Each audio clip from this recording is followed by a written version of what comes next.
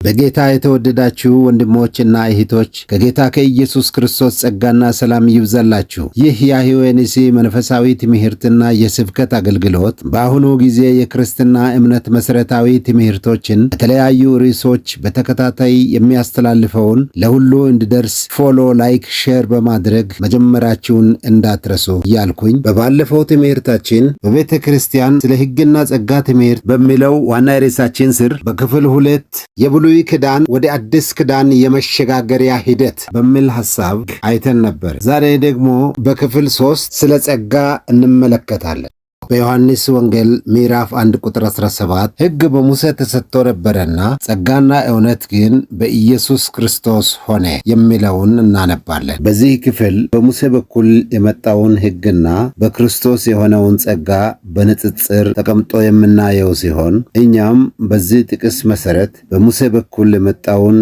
ሕግን በክርስቶስ ከሆነው ጸጋ ጋር በማነጻጸር ስለ ጸጋ ምንነት እንመለከታለን። በሙሴ በኩል ከተሰጠው ከሕግ ኩነኔ ነፃ እንዲያወጣን እግዚአብሔር በቸርነቱ ለዓለም ሁሉ አንድያ ልጁን ኢየሱስን ሰጠ። የእግዚአብሔር ጸጋ በልጁ በኢየሱስ ክርስቶስ በኩል ሆነ። ስለዚህ ጸጋ በኢየሱስ ክርስቶስ የሆነ የእግዚአብሔር ቸርነት ነው። ጸጋ በግሪኩ ቃል ካሪስ ሲሆን ትርጉሙ የዕብራይስጡን ሐሳብ የያዘ ነው። በአማርኛ ስትተረጎም ቸርነት፣ ምሕረት፣ ፍቅር፣ ሞገስ የሚሉትን ቃሎች ይተረጉማል። በክፍል 1 እና 2 በተመለከትነው በሙሴ በኩል የብሉይ ኪዳን ሕግ በሚሰጥበት በዚያን ጊዜ በዘጸአት ምዕራፍ 18 ቁጥር 15 እስከ 19 እንደተገለጸው እስራኤል በኮሬብ በሲና በተሰበሰቡበት እግዚአብሔር በክብር በታላቅ ኃይልና በእሳት ወርዶ የሕግን ቃሎች በተናገረ ጊዜ የእስራኤል ጉባኤ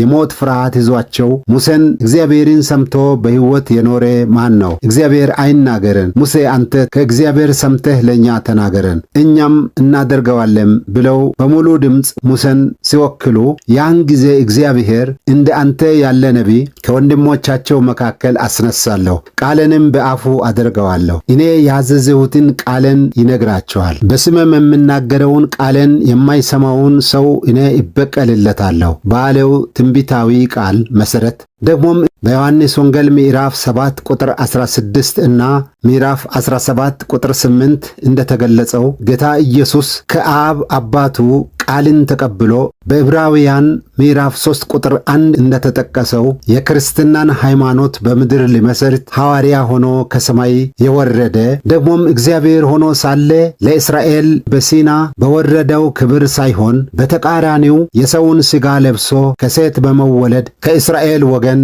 ክርስቶስ መጣ።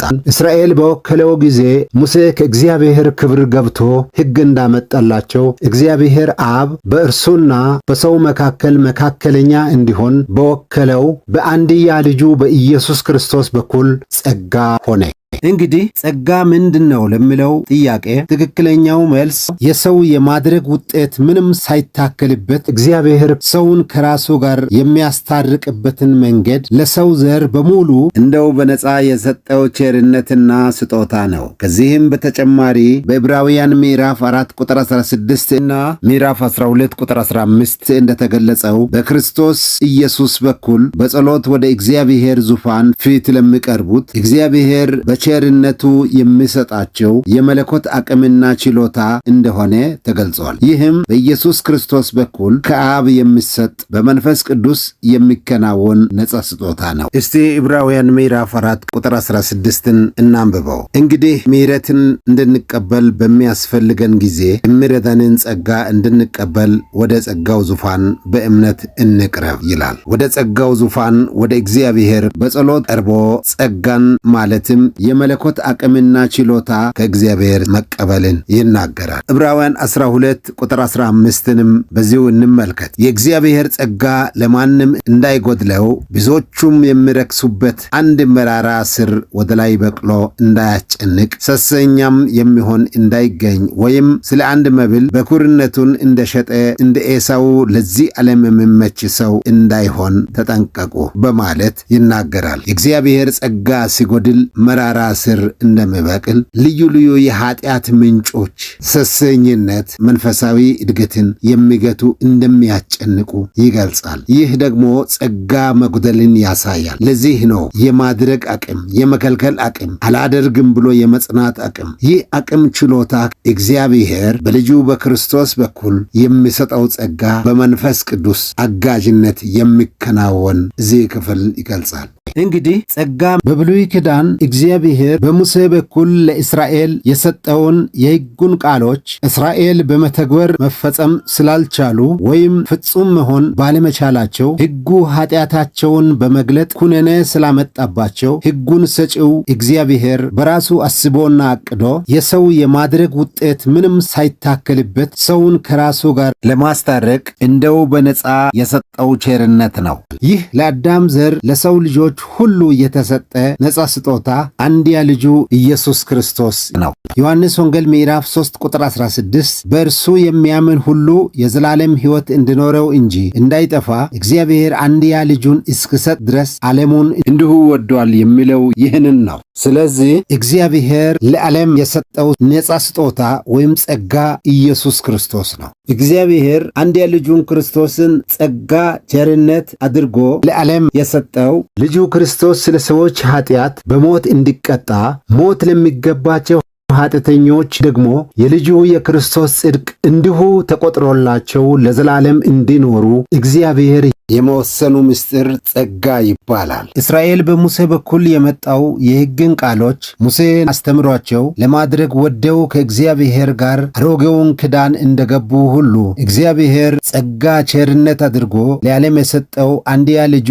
ክርስቶስ ለዓለም ኃጢአት ሞቶ በደሙ ኪዳን ከማድረጉ አስቀድሞ ሙሴ ለእስራኤል ኪዳን የሚገቡበትን ቃሎች እንዳስተማራቸው ኢየሱስ ክርስቶስም ኪዳን የሚገባባቸውን ቃሎች ለአዲስ ኪዳን ተቀባዮች ማሰማትና ማስተማር ስለነበረበት በአራቱ ወንጌላት የተጻፉትን የኪዳን ቃሎች አስተማራቸው። እነዚህም የአዲስ ኪዳን ቃሎች እግዚአብሔር በብሉይ ኪዳን ከእስራኤል ጋር እንደገባው ኪዳን ሰዎች በሚያደርጉትና በሚጠብቁት ቅድመ ሁኔታን ተንተርሶ የሚጸና ኪዳን ሳይሆን ጥንት እግዚአብሔር ከኖህ ከአብርሃምና ከዳዊት ጋር እንደገባው ቃል ኪዳን አይነት እግዚአብሔር ብቻውን የሚገባው ቃል ኪዳን ነበረ።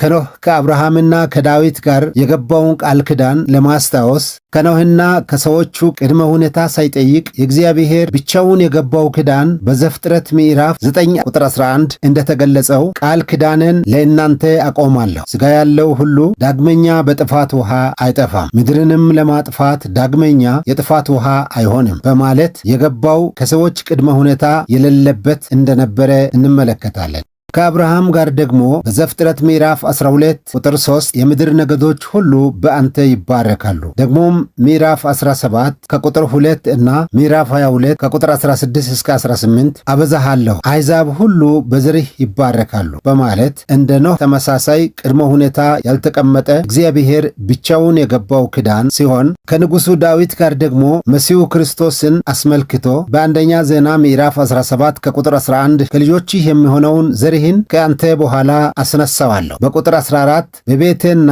በመንግሥቴም አቆመዋለሁ፣ ዙፋኑም ለዘላለም ይጸናል ብሎ በማይሻር በማይለወጥ ቃል ኪዳን ቅድመ ሁኔታ የሌለበትን ቃል ኪዳን ሲገባ እንመለከታለን። እንግዲህ እነዚህ ከኖህ ከአብርሃምና ከዳዊት ጋር እግዚአብሔር የገባቸው ቃል ኪዳን እግዚአብሔር በብሉይ ኪዳን ከእስራኤል ጋር እንደገባው ኪዳን ሰዎች በሚያደርጉትና በሚጠብቁት ቅድመ ሁኔታን ተንተርሶ የሚጸና ኪዳን ሳይሆን ከተቀባዮቹ ቅድመ ሁኔታ የማይጠበቅ የእግዚአብሔር ብቸኛ ቃል ኪዳን መሆኑን እንመለከታለን። እነዚህን ከኖህ ከአብርሃምና ከዳዊት ጋር እግዚአብሔር የገባቸው ቃል ኪዳን እግዚአብሔር ፈጸመላቸው፣ አደረገላቸው። የኖህ ቃል ኪዳን ተፈጻሚነቱ እስከ ዛሬ ድረስ ምድር በጥፋት ውሃ ሳትጠፋ እንዲሁም በዝናብ መካከል ቀስተ ደመናም ምልክት እየሆነ ይገኛል። የአብርሃም ደግሞ ገላትያ ምዕራፍ 3 ቁጥር 28ና 29 በዘሩ በክርስቶስ በማመን አሕዛብና አይሁድ በክርስቶስ የአብርሃም ዘር ሆነው የእግዚአብሔር ልጅነትን በረከት ተካፍለዋል። ለዳዊትም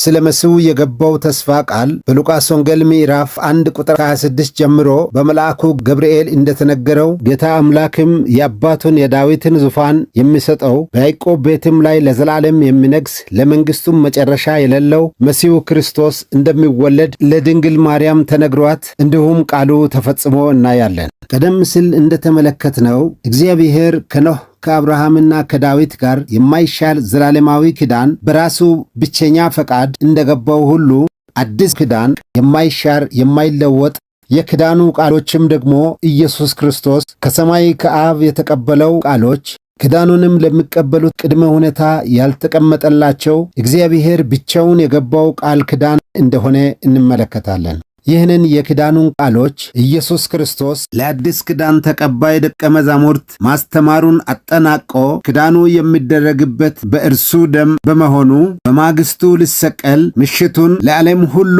ኃጢአት ስርየት የሚሆነውን የደሙን ምሳሌና በመስቀሉ ለሚሞተው ሥጋ መታሰቢያነት ከእህልና ከመጠጥ ለደቀ መዛሙርቱ በማካፈል ደግሞም በነቢዩ ኤርምያስ አፍ ከእስራኤልና ከይሁዳ ቤት ጋር አዲስ ኪዳን የሚገባበት ወራት ይመጣል ተብሎ እንደተጻፈው ከቤተ እስራኤል ከሆኑት ደቀ መዛሙርት ጋር የቃል ኪዳን ስምምነት በመታሰቢያነት ማድረጉን በወንጌላት እናነባለን። ጌታ ኢየሱስ ከቤተ እስራኤል ለሆኑት ደቀ መዛሙርት የኪዳኑን ቃሎች ለእናንተ የምናገራቸውን ይህን ቃል ከአባቴ ተቀብያለሁ ብሎ በወንጌላት ከተናገራቸው ቃሎች ጥቂቶችን ለመጥቀስ ቢያስፈልግ ማቴዎስ ወንጌል ምዕራፍ 11 ቁጥር 28 እና 29 እናንተ ደካሞች ሸክማችሁ የከበደ ሁሉ ወደ እኔ ኑ እኔም አሳርፋችኋለሁ ለነፍሳችሁ ዕረፍት ታገኛላችሁ በማለት ደግሞም በዮሐንስ ወንጌል ምዕራፍ 11 ከቁጥር 25 እና 26 ትንሣኤና ሕይወት እኔ ነኝ የሚያምንብኝ ቢሞት እንኳ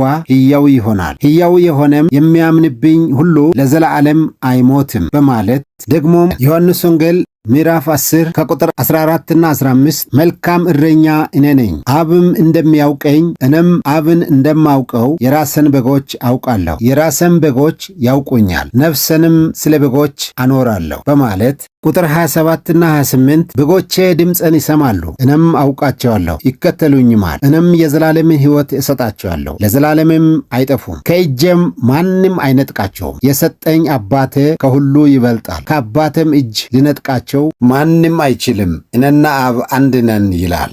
በዮሐንስ ወንጌል ምዕራፍ 6 ቁጥር 37 አብ የሚሰጠኝ ሁሉ ወደ እኔ ይመጣል ወደ እኔም የሚመጣውን ከቶ ወደ ውጭ አላወጣውም በማለት ዋስትና ሲሰጥ ይታያል። ዮሐንስ ወንጌል ምዕራፍ 5 ቁጥር 24 እውነት እውነት እላችኋለሁ ቃልን የሚሰማ የላከኝን የሚያምን የዘላለም ሕይወት አለው ከሞትም ወደ ሕይወት ተሻገረ እንጂ ወደ ፍርድ አይመጣም በማለት በማቴዎስ ወንጌል ምዕራፍ 18 ቁጥር 20 ሁለት ወይም ሦስት በስሜ በሚሰበሰቡበት በዚያ በመካከላቸው ይሆናለሁና በማለት ከትንሣኤም በኋላ ወደ መጣበት ወደ አባቱ ተመልሶ ሲወጣ ማቴዎስ ወንጌል ምዕራፍ 28 በቁጥር 20 ላይ እኔ እስከ ዓለም ፍጻሜ ድረስ ሁልጊዜ ከእናንተ ጋር ነኝ በማለት ሲናገር ይታያል። እነዚህ የተናገራቸው ቃሎች ሕያው የሆኑ የዘላለም ዋስትና ያላቸው ከኖህ ከአብርሃምና ከዳዊት ጋር እንደገባው ቃል ኪዳን የማይሻሩ የማይለወጡ ዘላለማዊ ኪዳን ናቸው። ስለዚህ እነዚህና የመሳሰሉት ለዘላለም ትምክህቶቻችን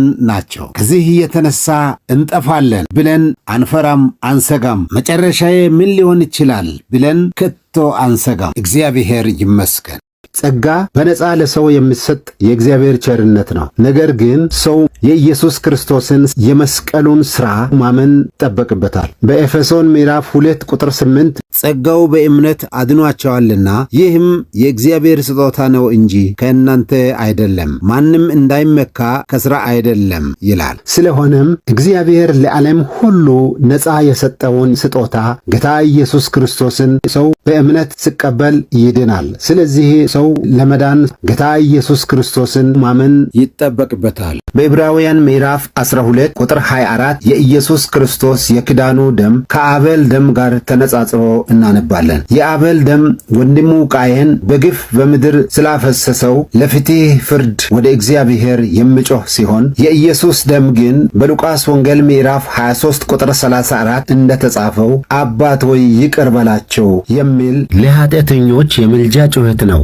ስለዚህ ከአቤል ደም የሚሻል ስል ያስገነዝበናል። ስለሆነም ኢየሱስ ክርስቶስ አንድ ጊዜ ለዘላለም የሚሆን ራሱን መሥዋዕት ካቀረበ በኋላ የራሱን ደም ይዞ ለዘላለም በአብ ፊት ስለ እኛ ሊታይ ኃጢአታችን ሊያስተሰርይ ወደ ሰማያዊ መቅደስ ገባ። ለዘላለም በአብ ፊት ይኖራል። ስለሆነም አንደኛ ዮሐንስ ምዕራፍ 1 ቁጥር 9 በኃጢአታችን ብንናዘዝ ኃጢአታችንን ይቅር ሊለን ከአመፃ ሁሉ ሊያነጻን የታመነና ጻድቅ ነው ተብሎ እንደተጻፈው ደግሞም በራእይ ምዕራፍ 2 ቁጥር 4 እስከ 5 እና ቁጥር 20 እስከ 22 እንደተጻፈው ንስሐ በመግባት በክርስቶስ ዘላለማዊ ደም በእምነት እንታጠባለን እነጻለንም።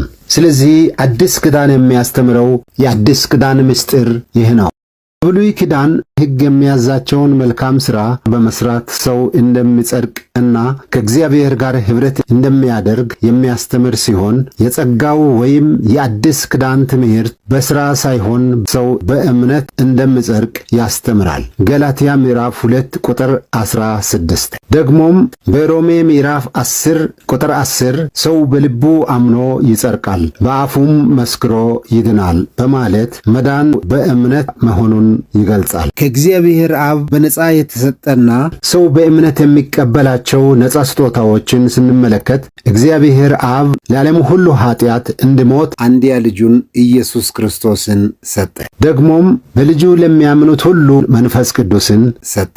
መንፈስ ቅዱስ ደግሞ በክርስቶስ ላመኑት ከሥጋ የተነሳ ደካማ ስለሆኑ በእምነታቸው አማካኝነት ወደ ግል ሕይወታቸው የሚፈስ የመለኮት አቅምና ችሎታን ይሰጣል። እነዚህ በአዲስ ኪዳን የሚሰጡ ጸጋ ማለትም ነጻ ስጦታዎች ናቸው። በዕብራውያን ምዕራፍ 4 ቁጥር 16 አስቀድመን እንዳነሳነው እንግዲህ ምሕረትን እንድንቀበል በሚያስፈልገን ጊዜ የሚረዳንን ጸጋ እንድናገኝ ወደ ጸጋው ዙፋን በእምነት እንቅረብ ይለናልና ቸርነት፣ ምሕረት፣ ሞገስ ማለት ጸጋ ማለት እንደሆነ በመግቢያችን የተመለከትነው ይታወሳል። በዚህ መሠረት ጸጋውን እንድንቀበል ሲያስፈልገን ወደ ጸጋው ዙፋን በእምነትና በጸሎት እንቀርባለን። ጸጋው ሲጎድል ትላንት ያሸነፍነው ኃጢአት ዛሬ በሥጋችን በማንነታችን ላይ ይነግሳልና በዓለማዊነት በኃጢአት ላይ በመጫማት በድል ሕይወት ለመመላለስ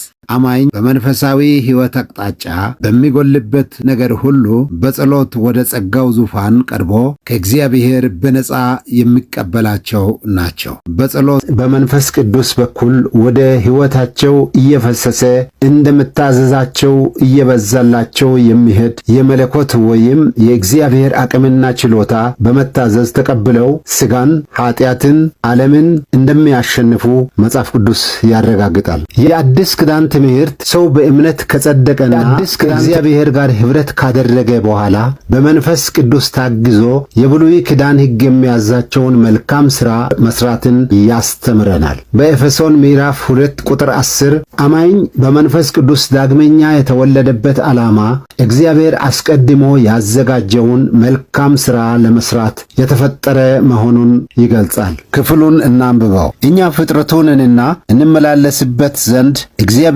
አስቀድሞ ያዘጋጀውን መልካሙን ሥራ ለማድረግ በክርስቶስ ኢየሱስ ተፈጠርን ይላል። እኛ አማኞች በሕግ የተዘረዘረውን ነገር ግን በሥጋ መፈጸም ያልተቻለውን በመንፈስ ቅዱስ በኩል ከሚፈሰው የጸጋ ኃይል ወይም ብቃትና ችሎታ በመታገዝ ሕግ የሚያዘውን መልካም ሥራ መስራት እንደምንችል ያስረዳናል። ሐዋርያው ያዕቆብ ምዕራፍ 2 ቁጥር 14 ላይ ወንድሞች ሆይ እምነት አለኝ የሚል ሥራ ግን የሌለው ሰው ቢኖር ምን ይጠቅመዋል? ቁጥር 19 ላይ እግዚአብሔር አንድ እንደሆነ አንተ ታምናለህ፣ መልካም ታደርጋለህ። አጋንንት ደግሞ ያምናሉ ይንቀጠቀጡማል። አንተ ከንቱ ሰው እምነት ከሥራ ተለይቶ የሞተ መሆኑን ልታውቅ ትወዳለህን? አባታችን አብርሃም ልጁን ይስሐቅን በመሠዊያው ባቀረበ ጊዜ በሥራ የጸደቀ አልነበረምን?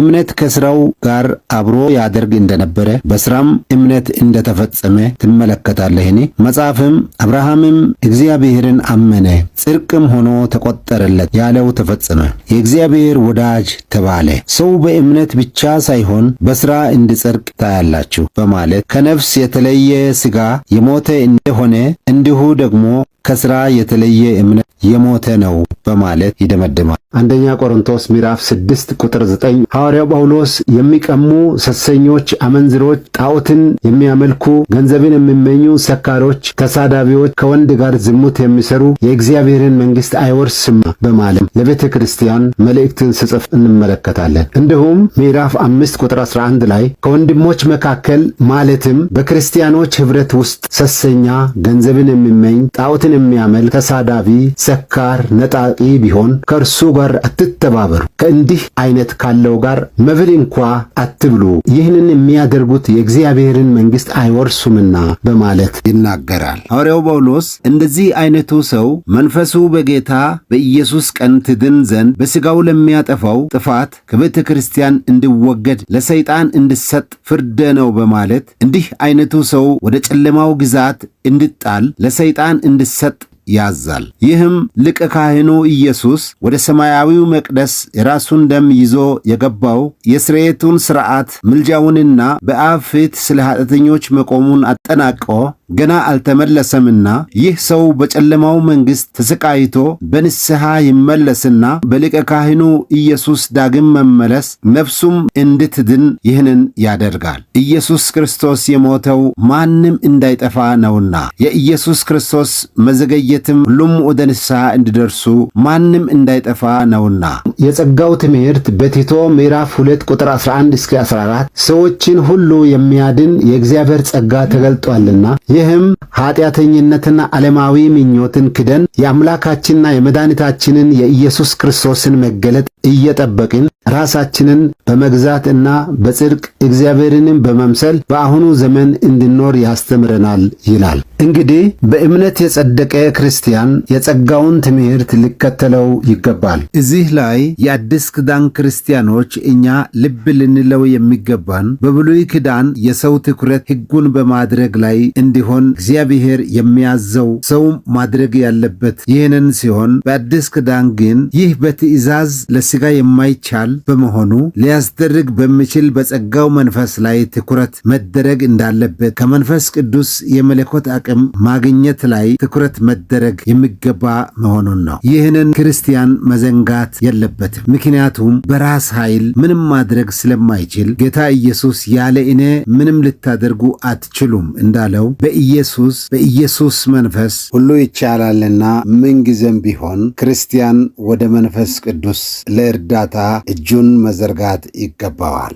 በክርስቶስ በኩል በሆነው ጸጋ እግዚአብሔር አዲስ ስለገባው ኪዳን 5 መሠረታዊ ነገሮችን እናነሳለን። አንደኛ፣ ስለ ሕጉ መሻር። በዕብራውያን ምዕራፍ 8 ቁጥር 13 የብሉይ ኪዳን ሕግ አሮጌ በማለት ፊተኛውን አስረጅቷል፣ አሮጌና ውራጅ የሆነው ሊጠፋ ቀርበዋል በሚል ተገልጾ እናያለን። ደግሞም በሁለተኛ ቆሮንቶስ ምዕራፍ 3 ቁጥር 6 ጀምሮ የብሉይ ኪዳንን የተሻረ የፊደል አገልግሎት ይለዋል። በገላትያ ምዕራፍ 3 ቁጥር 23 እና 24 እምነትም ሳይመጣ ሊገለጥ ላለው እምነት ተዘግተን ከሕግ በታች እንጠብቅ ነበር። እንደዚህ በእምነት እንጸድቅ ዘንድ ሕግ ወደ ክርስቶስ የሚያመጣ ሞግዚታችን ሆኗል የሚለው የብሉይ የፊደል ሕግ ያረጀ መሆኑን ያሳየናል። ምክንያቱም ሊገለጥ ላለው እምነት ማለት በአዲስ ኪዳን በክርስቶስ በማመን ወደሚገኘው ጽድቅ እስኪደርስ ድረስ ሕግ ሞግዚት ሆኖ አገልግሎ ነበረና አዲሱን ኪዳን በራሱ ደም የሚገባው ክርስቶስ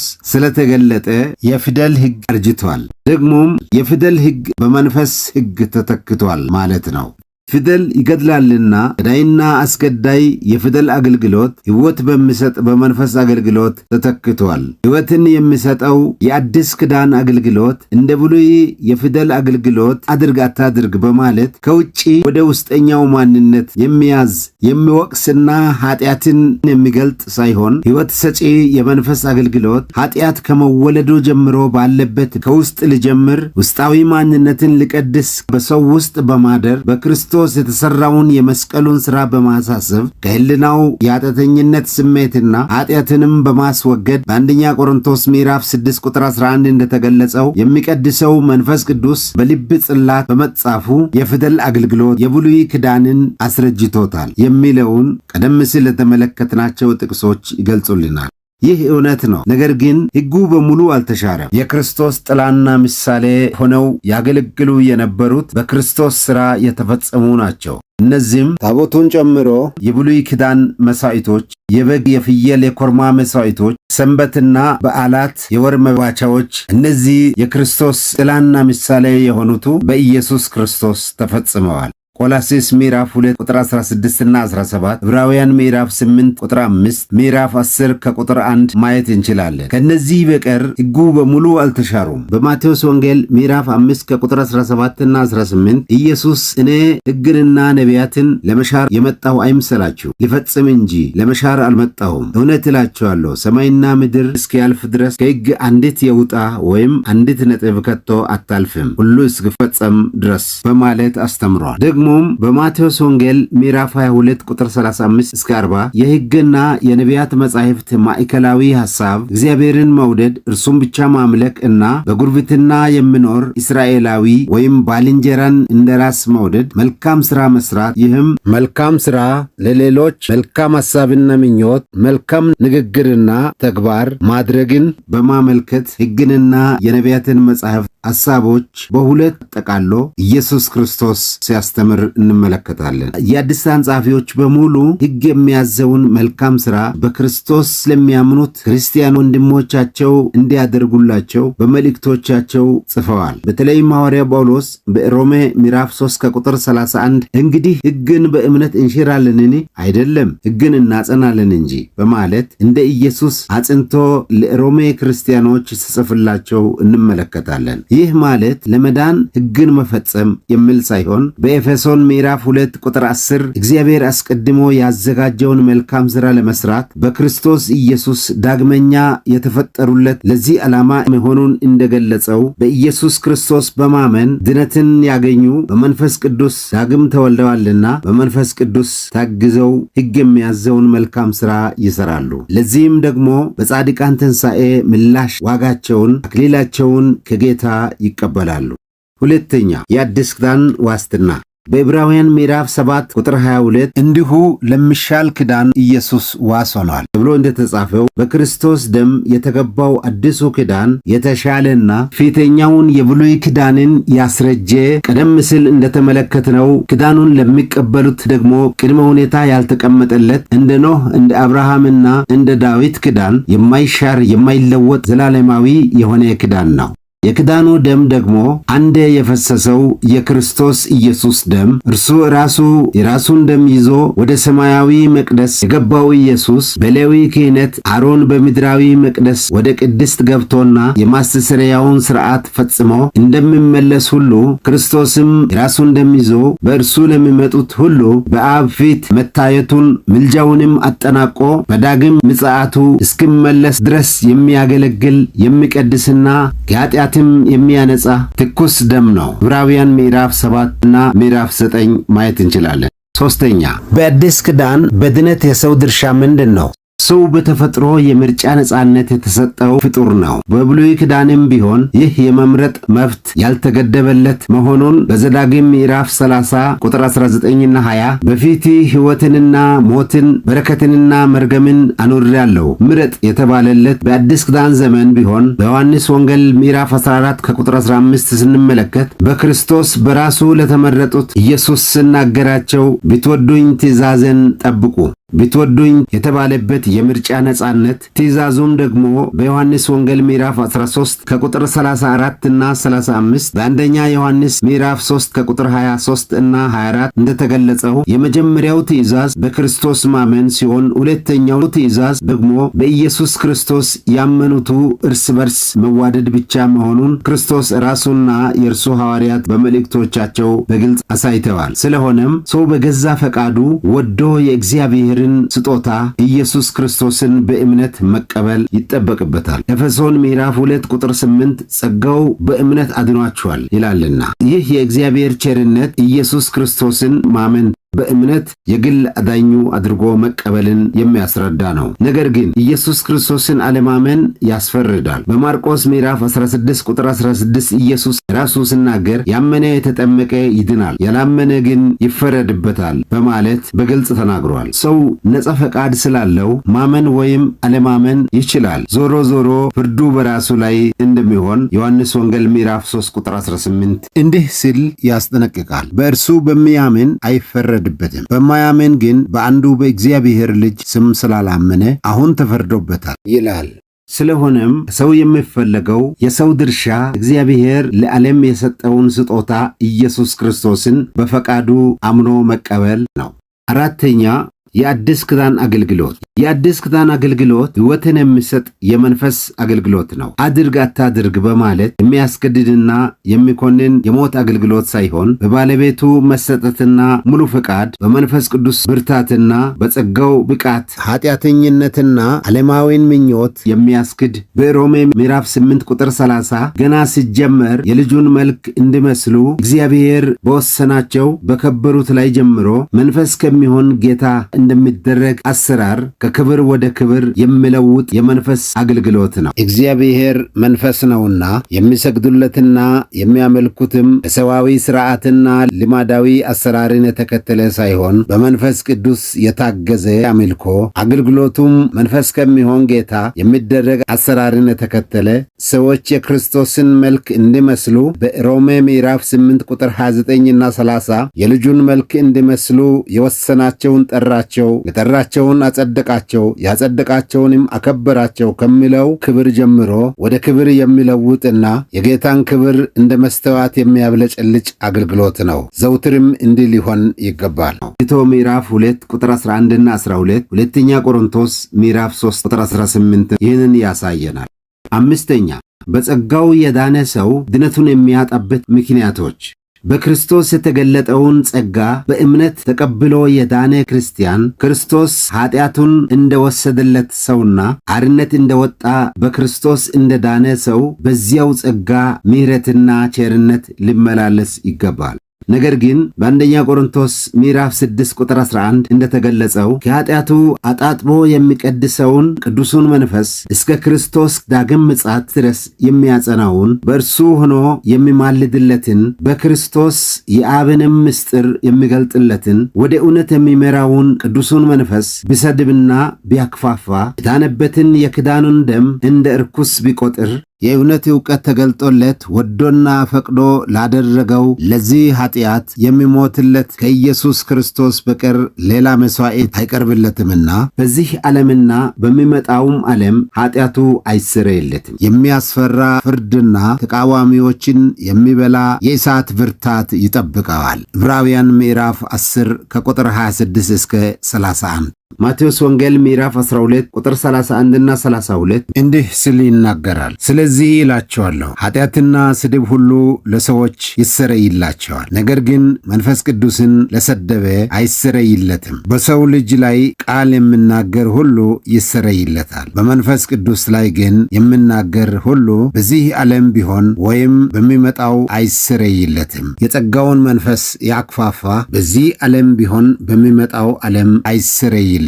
ደግሞም ስለ ኃጢአቱ የሞተለትን የእግዚአብሔርን ልጅ ኢየሱስ ክርስቶስን በእምነት የተቀበለውን ጌታ ኢየሱስን መልሶ ቢክደው እርሱም ይክደዋል። ሁለተኛ ጢሞቴዎስ ምዕራፍ 2 ቁጥር 13 ብንክደው እርሱ ደግሞ ይክደናል፣ ባናምነው እርሱ የታመነ ሆኖ ይኖራል፣ ራሱን ሊክድ አይችልምና ይላል። በብሉይ ኪዳን ዘመን በነህምያ ምዕራፍ 9 ቁጥር 20 ያስተምራቸው ዘንድ መልካሙን መንፈስህን ሰጠሃቸው ያለውን በኢሳይያስ ምዕራፍ 63 ቁጥር 10 እነርሱ ግን አመፁ፣ ቅዱስ መንፈስህንም አስመረሩ፣ ስለዚህ ተመልሶ ጠላት ሆናቸው፣ እርሱም ተዋጋቸው ብሏል። በተለይም ሙሴ ሕግን ሊቀበል በሲና ተራራ 40 ቀንና ሌሊት ከእግዚአብሔር ጋር በቆየበት እስራኤል ከሚስቶቻቸውና ከልጆቻቸው ጆሮ ያሉትን የወርቅ ቀለበቶች ሰባብረው የጥጃ ምስል ሰርተው እነዚህ ከግብፅ ያወጡህ አማልክቶችህ ናቸው ባሉ ጊዜ እግዚአብሔርም በቁጣው አጠፋቸዋለሁ ሲል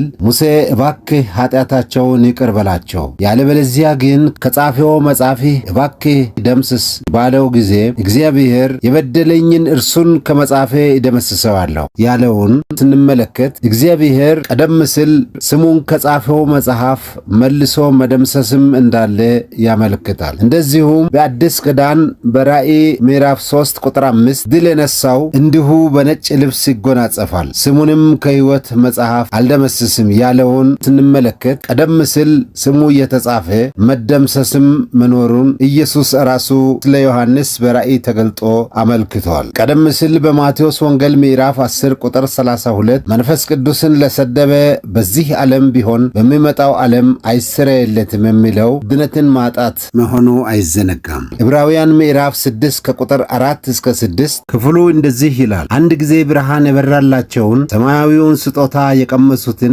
ከመንፈስ ቅዱስም ተካፋይ ሆነው የነበሩትን መልካሙንም የእግዚአብሔርን ቃልና ሊመጣ ያለውን የዓለም ኃይል የቀመሱትን በኋላም የካዱትን እንደገና ለንስሐ እነርሱን ማደስ የማይቻል ነው፣ ራሳቸው የእግዚአብሔርን ልጅ ይሰቅሉታልና ያዋርዱትማል በማለት ይደመደማል። እዚህ ክፍል ብርሃን የበራላቸው ጌታ ኢየሱስ ክርስቶስን እንደ ግል አዳኛቸው የተቀበሉ የመንፈስ ቅዱስ ስጦታ የቀመሱ ከመንፈስ ቅዱስም ተካፋይ የሆኑ ናቸው። መልካሙንም የእግዚአብሔርን ቃልና ሊመጣ ያለውንም የዓለምን ኃይል የቀመሱ ናቸው። ተመልሶ ግን የካዱ ስለሆነ ለንስሐ የሚያዘጋጀው መንፈስ ቅዱስ ነው። ስለዚህ እነዚህን በንስሐ ማደስ የማይቻል ነው ይላል። ምክንያቱም ለንስሐ ልብን የሚያዘጋጅ መንፈስ ቅዱስ ስለሆነ ነው። ውድ ወገኖቼ ይህ ትምህርት ለሁሉ እንዲደርስ ፎሎ፣ ላይክ፣ ሼር ማድረጋችሁን አትዘንጉ። ያላያችኋቸው ርዕሶች ካሉ